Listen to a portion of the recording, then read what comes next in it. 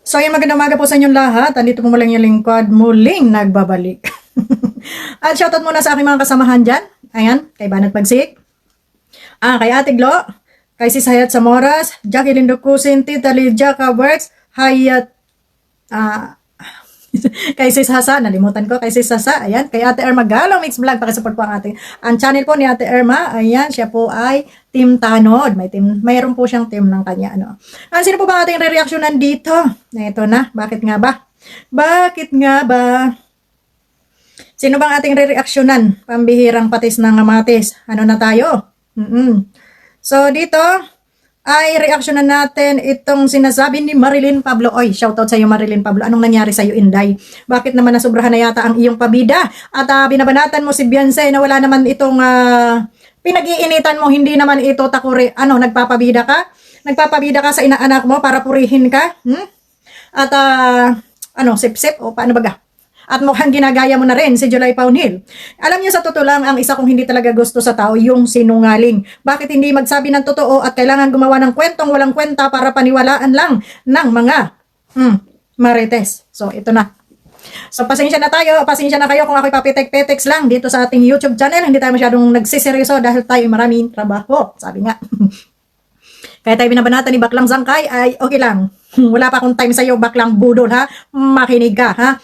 Oh, ikaw muna, Marilyn Pablo. Alam mo sa totoo lang, Pablo, hindi sana kita reaksyonan eh. Pero dito sa sinasabi mo na to, papalagan kita dito dahil sinungaling ka. Ha, katanda-tanda mo na mahilig kang gumawa ng kwentong kasinungalingan. Oh, ito.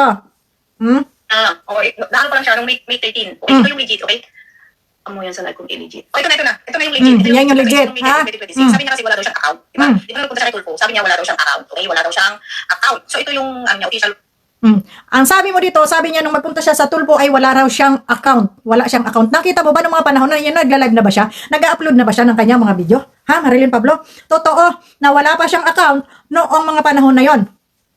Kumbaga siguro may account siya dyan dahil yan ay ginagamit siya sa mga panonood, sa pagko-comment, no?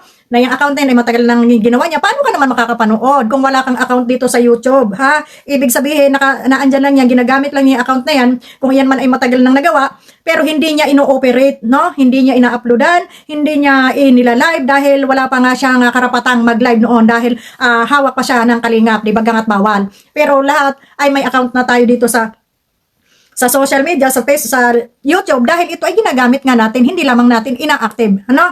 Yun yung kay Beyonce account. Hindi kagaya mo, ha?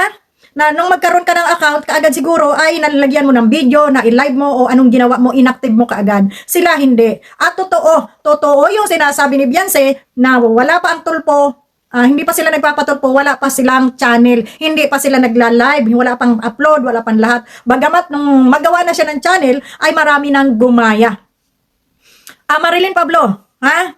Tingnan mo kung kailan siya nag-live. Nandiyan naman yung mga live nila. Nandiyan naman yung mga live niya. Huwag kang tumingin sa social blade. Ginagaya mo si July Paunil, pabida. Hindi sana ako magre-reaction sa'yo, pero ito katangahan tong reaction mo dito eh. Sasabihin mo, palalabasin mo dito na sinungaling si Beyonce. Sino sinungaling sa inyong dalawa? Yung bata o ikaw na matanda na gumagawa, ng sinungalingan? Pambihira kayo. Pwede naman kayo mag-reaction, yung tama naman yung sasabihin ninyo. Hindi lahat na lang ng kasiraan na masilip ninyo ay kasiraan ang inyong i-reaction. Ha? Di ba kayo nahihiya sa mga pinagagagawa ninyong ganyan? Gagawa kayo ng kwento. Alam na alam ng karamihan na bago pa man, nakagawa ng vlog o ng live si Beyonce sa kanyang channel, ay nauna na muna ang tulpuhan. At iyan ay isang payo doon sa NBI na gumawa rin siya ng channel niya. Wala namang problema kung gumawa siya ng sarili niyang channel dahil iyon ang payo sa kanya noon doon sa RTIA na yan. Gumawa din siya ng channel dahil pinagkakakitaan siya ng iba. Kaya gumawa sila ng kanilang channel. So, ibig sabihin, Pablo, Marilyn Pablo, ibig sabihin, itong channel na ginawa niya, tapos na ang tulpuhan. Naintindihan mo? Hindi yung sasabihin nung bago pa nagpatulpo, ay may channel na sila. Huwag kang sinungaling. Kahiya ka? Okay, meron na siyang tayong 18,000 subscribed per 18,000. Nag-social blades Inday yung... Total views niya ay 1,127,533. Meron siyang 18 views. Na-create siya noong May 13, 2026. So ito, malinaw na siya ay nagsisinungaling kasi bago siya pumunta sa Tulpo ay meron na siyang channel. Diba? Dito mo mahuhuli ang eso. So, sa ranking niya, Noong May 2026, bago siya pumunta sa Tulpo, ay meron na siyang channel. Gumawa nga siya ng channel, pero hindi pa niya yun in-uploadan. Wala pa siyang live. Atsunga ka ba? Napakadaling gumawa ng channel dyan sa social, sa YouTube. Marilyn Pablo. Pero, Ha? Tingnan mo yung panahon ng tulpuhan at saka noong gumawa sila ng kanila, noong siya ay nag-active sa kanyang channel. Ha? Ano ba yung gusto mong iparating dito? Na nagsisinungaling si Beyonce na noon pa man wala pang tulpuhan ay may channel na sila at yun na yung plano. May channel nga kasi ginagamit nila yung channel nila na yan pinapanood nila. Ginawa nila yung channel nila pero hindi nila yan i-inactive. Paano sila makakapag-comment kung wala silang channel? Ha? Kung wala silang account dito sa YouTube. Kaya nga nagko-comment, di ba? Dahil may YouTube channel. Ranking niya, nasa grade C pa lang siya, plus C. 594,580, malayo pa siya sa katotohanan, no? Katotohanan ano? Malayo pa siya sa katotohanan ano? Ano ang katotohanan na gusto mong iparating dito? Si Beyonce ba nakikipagkompetensya sa inyo? Ha? Nakikipagkarera ba siya sa inyo? Sa inyong mga views, sa inyong mga channel? Ha? Anong problema mo? Kung wala pa siya sa katotohanan, ay kita mong papitik-pitik din lang yung bata sa pagla-live. Ha? Papitik-pitik din lang. Kagaya natin, na minsan meron, minsan wala. Hindi kagaya nyo na mga kwartahan mang mo, pero dyan nakasubsob yung mga mukha ninyo sa social media. Ha? Sa ranking, ang layo pa, okay? Sa Pilipinas to, sa Pilipinas ranking siya, nasa 1,830. Normal, sa Pilipinas siya. Dahil siya ay nasa Pilipinas, alam nga namang mag-ranking siya dyan sa abroad, na wala man siya dyan sa abroad. Asa ba utak nito? Akala ko ba talino nito? At saka anong pakialam mo dyan? Anong pakialam naman ni Beyonce daw dyan sa mga ranking-ranking mo? Ha, Marilyn Pablo? Kayo lang namang problema. Kayo lang gumagawa ng issue nyo. Di ba? Wala siyang pakialam dyan sa mga ranking-ranking nyo na yan. Kumita sa hindi yung kanyang YouTube channel, wala siyang pakialam. Kasi kung talagang kita, kung talagang ano siya, ha? Aba, kahit sa isang araw talagang sisingit siya kahit mag-upload, mag-live man lang kahit 30 minutes. Kaso wala eh. Ha? Paminsan-minsan lang siya nagla-live, paminsan-minsan lang nag-upload dahil nga busy. So, ibig sabihin, Marilyn Pablo, hindi ito ang priority niya, yung YouTube channel niya. Ginawa lang niya yan, ha? Para may pagkakitaan din paminsan-minsan. Pero, hindi, ibig sabihin, na dyan na nakatutok ang buhay niya, kagaya ninyo, ha, na araw-gabi, nasa So, social ito yung media. earnings niya, mga regular videos niya, sa 13,000, so 5,000 out of 54. Ito yung estimated earnings niya. So, sa last 30 days, okay, ang total views niya. So, ito yung mga pumapasok na subscriber niya. Nung 613, meron siyang 100, nagdagdag, 614, 200. Tapos dito nung 615, may 600 na dumagdag. Ito yung mga subscribers niya everyday na nadadagdag. Okay, ito yung nadadagdag. So, nung 1722, walang pumasok, hindi pa siya nakareport dito. So, Nagpiling July Paunil. Ano naman kung walang subscriber na pumasok, ha, Marilyn Pablo? Anong problema mo dito? Ha? Anong problema mo dito kung wala man subscriber? Kung ano yung earnings niya, bakit tinitingnan nyo yung social blade? Ambera.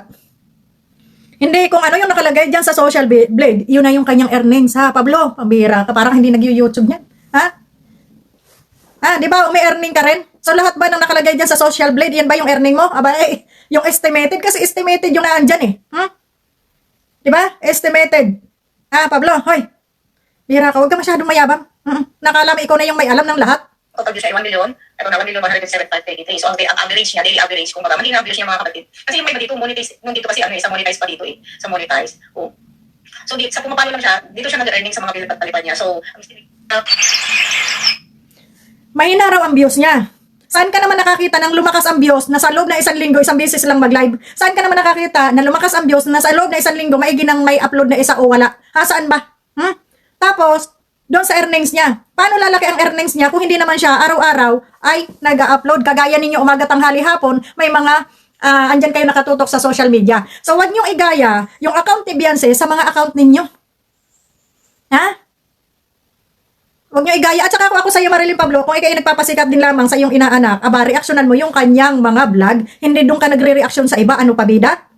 Nagsisip-sip na ikaw ay magaling, ha? Baka nakakalimutan mo, ikaw number 1 kang basher ni Kalinga Prab at ni Kuya Bal. Di ba? Nung hindi mo nagustuhan yung kanila mga noon, anong sabi mo? Ha? Tandang-tanda mo pa yan, ha? Your father is not a good leader, o di ba? Tapos ngayon, pabida ka, ha? At babanatan mo si Beyonce na kaya sinungaling. Sino sinungaling sa inyong dalawa? Tanong lang naman. Sino sinungaling sa inyong dalawa? May sinabi ba si Beyonce? Ha? Na siya nung mga panahon na yon ay siya nag-ooperate na ng kanyang channel? Na wala pa ang Nakita mo naman. Binasa mo. Kailan siya nagpatulpo? Kailan natapos yung tulpuhan? Ha? After siguro 1 week, gumawa siya ng channel niya. Nag-upload siya. Ha? Hindi yung wala pang tulpuhan, may channel na siya. Oo nga, yung channel niya, naandyan nakabinbin lang yan, pero hindi pa yan ginagalaw. Asan ba utak? Tapos sasabihin mo sinungaling. May maikuda lang? Reaksyonan mo yung mga vlog dyan ng inaanak mo. Hindi yung gagawa kayo ng mga kasinungalingan ninyo. Di ba? Mga pabida lang kayo eh. Kung si Banat Pagsik ay kaya niyong tuyak-tuyain or maliitin o i-down. Hindi lahat ng tao kaya niyong ganyanin. Hindi ko mo, kaya natulungan ng Kalingap, ay kung apak-apakan nyo na lang, gano'n na lamang. Ha? Marilyn Pablo, dahan-dahan. Hindi sana ako mag-reaction sa'yo, pero dito sa sinasabi mo na sinungaling si Beyonce, papalagan kita dyan. Tandaan mo yan. Bye-bye.